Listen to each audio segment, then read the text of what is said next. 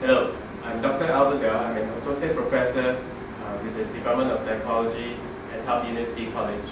I'll be talking about social incompetence, the interpersonal aspect of emotional intelligence. There are two aspects to emotional intelligence. There's the intrapersonal aspect, that is ability to deal with emotions, to deal with stresses. These are things within an individual. But there's also the interpersonal aspect of intelligence, how well we can relate to other people. So in this mini lecture, I'll be talking about social competence, which is an aspect of the interpersonal part of intelligence. Okay, social competence includes the characteristics and skills essential to forming relationships with other people.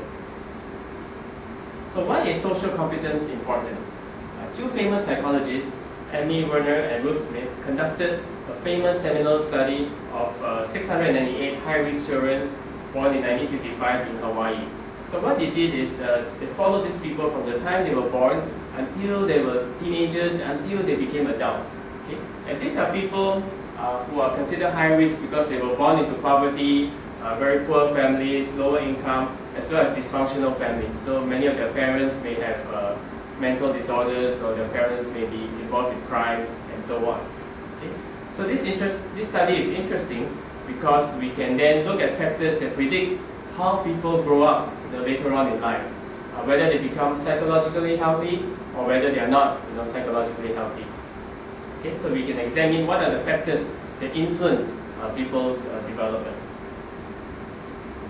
So for instance, the study found that many of these high-risk children grow up to be psychologically healthy teenagers as well as adults. So what do we mean by psychologically healthy? So a psychologically healthy teenager would be someone who does well in school, gets along with his or her friends, gets along with their teachers, right? And they're not involved in criminal activities. What do we mean by a psychologically healthy adult? So a psychologically healthy adult is someone who has a stable job, stable relationships, stable marriage, and is someone who is not involved with crime, not in prison, and so on. Okay.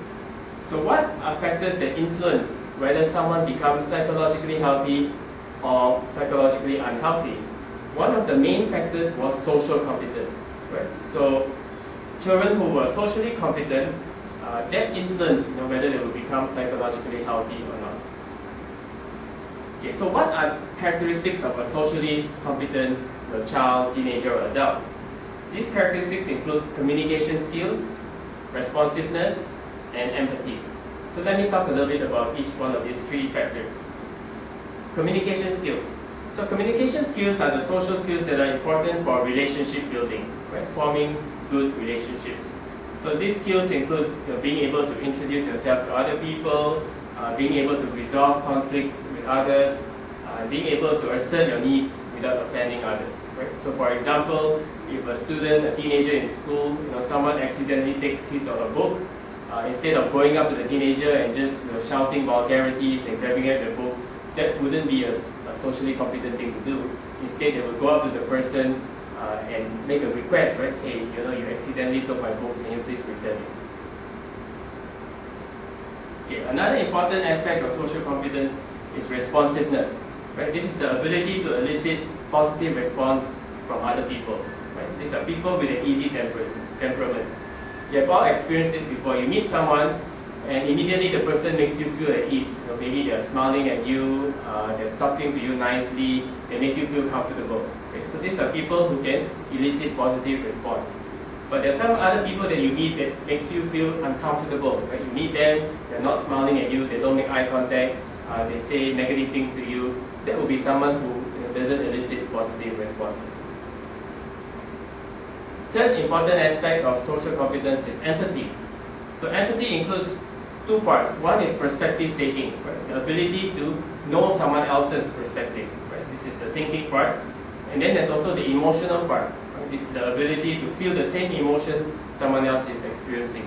So if someone else is feeling sad, to feel empathy for that person, you also feel the same kind of sadness the other person is experiencing. So psychologists like Martin Huffman have argued that this is a biologically based motive. Right? Even babies experience some aspect of empathy which he called global empathy. So when one baby cries, other babies start crying as well. Right? So there's some kind of connection going on. And then young children, ages 1, 2, or 3, they show egocentric empathy. So if they see someone sad, they might go up to the person and then offer a toy. Right? So it's considered egocentric because based on the child's perspective, they think that giving you a toy might make you feel better. And of course, as children grow up, they may have empathy for another person's feelings. Right? So when you feel sad, they also feel sad for you.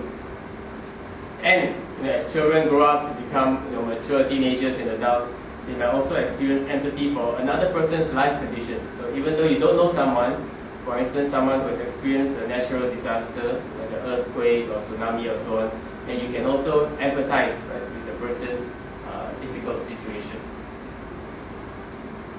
So what are some influences on empathy?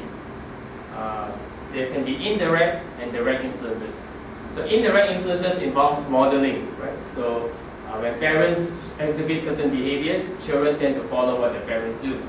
So parents who show sensitive, empathic concern have children who are more likely to be also concerned about other people's distress. If a parent is always shouting all the time and showing a lot of anger, then likely the children will also show a lot of anger. But they can also be direct influences, so direct teaching from parents or teachers and so on about kindness, setting limits regarding inappropriate emotion, and so on. So interpersonal skills are considered to be really important today.